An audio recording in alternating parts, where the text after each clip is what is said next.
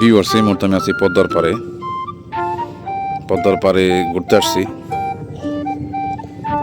পদ্মার পাড়ে এই পল্টনটা প্রায় 8 মাস যাবত আছে। 8 মাস যাবত আছে না এনে?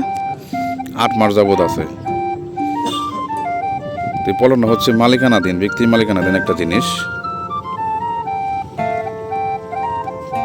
তো ঘুরতে ঘুরতে এই জায়গায় এসে দেখলাম এই মামরে মাছ মারতে। মাছ পাইছাও নি? ছোটটা পাইছাও? কি পাইছাও দি? হাতে নাও।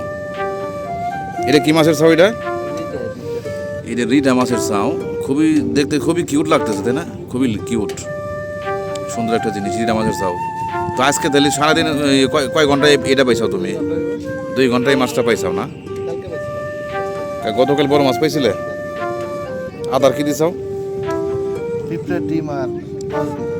পিঁপড়ার ডিম আর পাউরুটি দিয়ে বানানো হয়েছে এই আদারটা। এই যে মাছ ওঠানোর লেগে আবার আছে, কি জানি এটা কি কয়, চোখ নিয়ে আনছে, 2টা বড়শি আছে। বড়শি তুমি বিদেশ থেকে নিয়েছিলে? দেশ থেকে কিনছাও? হাতে কেসি আছে? কেসি দেয় কি করো? কেসি দেয় বড়শি, যে বড়শি কি প্রত্যেকটা মাছের লেগে কি বড়শি কাটিয়ে ফেলান লাগে? তাহলে বড়শি কাটো কে?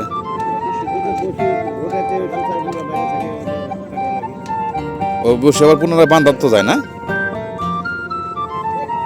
মুরব্বী, আপনি মাছ মারেন না? মারেন না? ও আচ্ছা, আপনি তো প্রতিদিন মারেন না?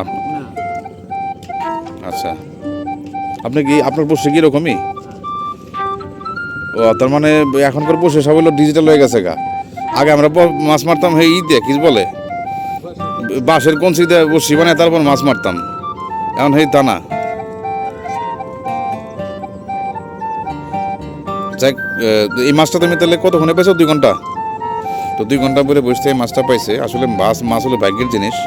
যখন কেউ পায় তখন আসলে অনেক বড়রাই পায়। তো সম্পূর্ণ ভাগ্যের উপর নির্ভর করে আসলে।